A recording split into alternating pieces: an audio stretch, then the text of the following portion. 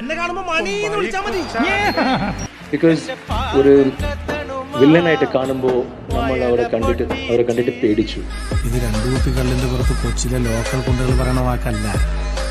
കൊല്ലുന്നു പറഞ്ഞു നടേശം കൊന്നിരിക്കും.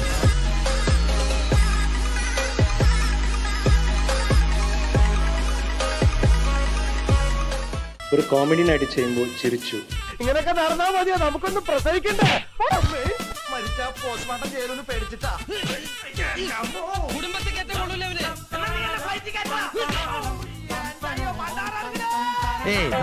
ഞാൻ അങ്ങനത്തെ ആളല്ല. ഒന്ന് റെയിൽവേ സ്റ്റേഷൻ പോണം. ബാംഗ്ലൂർ വിട്ടാലും മതി, അമ്പലത്തിൽ വിട്ടാലും മതി. അങ്ങനെ അമേരിക്ക കൊണ്ടുവിടും. പിന്നെ എന്താണ് വീൽ വെച്ചിറക്കി അങ്ങനെ പാമ്പ് കടിക്കാൻ? ഇവിടുത്തെ അടുക്കള എവിടെയാണെന്ന് തോന്നുന്നത്. ഹീറോ ആയിട്ട് ചെയ്യുമ്പോൾ പ്രേമിച്ചു. നാദൃശ്യേട്ടാ, ഈ ഉള്ള കുന്ത്രാണ്ടങ്ങളൊക്കെ വെച്ച് 8ാം കാലത്തിലിട്ട് ഒന്നാണ്ട് പെരുക്ക്.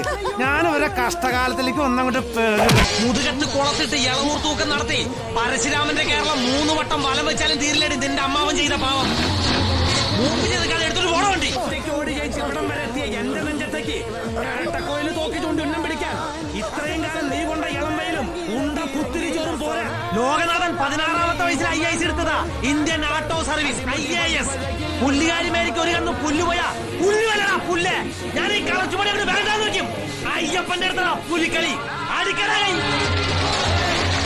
ഒരു ക്യാരക്ടർ ആർട്ടിസ്റ്റായിട്ട് കാണുമ്പോൾ നമ്മൾ അവരോട് കരഞ്ഞു. തപ്പ് ഓർഡർ പോലെ ചങ്ക് കയറുന്നുണ്ടുണ്ടുണ്ടും പിടയ്ക്കുക, കരച്ചിന് വരിക.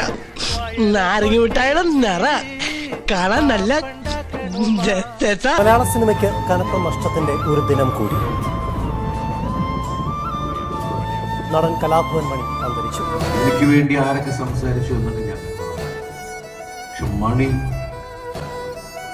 ഉണ്ടായിരുന്നെങ്കിൽ എനിക്ക് വേണ്ടി സംസാരിക്കാൻ വന്നിരിക്കുക ഒന്നനെ എന്നൊരു ചിന്ത. മണ്ണിന്റെ പാട്ടുകൾ പാടി കാരുണ്യ വിത്തുകൾ പാകി ഒരു ദിനമൊന്നും പറയാതെ വേദന തന്നു മറഞ്ഞ മുത്തേ.